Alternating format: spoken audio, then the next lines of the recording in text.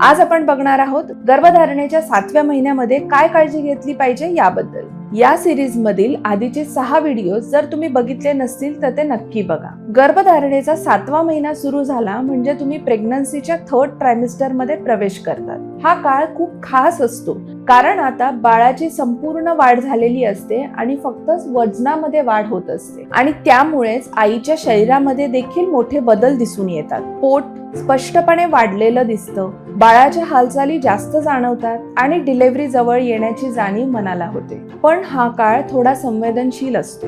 या काळात योग्य काळजी घेतली नाही तर प्रीटर्म लेबर होण्याचा धोका वाढू शकतो। म्हणूनच 7व्या महिन्यात फिजिकल, मेंटल आणि मेडिसिनल यांचा योग्य बॅलन्स ठेवणं खूप गरजेचं असतं। या महिन्यात काय काय काळजी घेतली पाहिजे हे खाली दिलेल्या कॅप्शन मध्ये मेन्शन केलं आहे, ते नक्की वाचा किंवा याबद्दलचा डिटेल व्हिडिओ बघायचा असेल तर YouTube चॅनल नक्की व्हिजिट करा।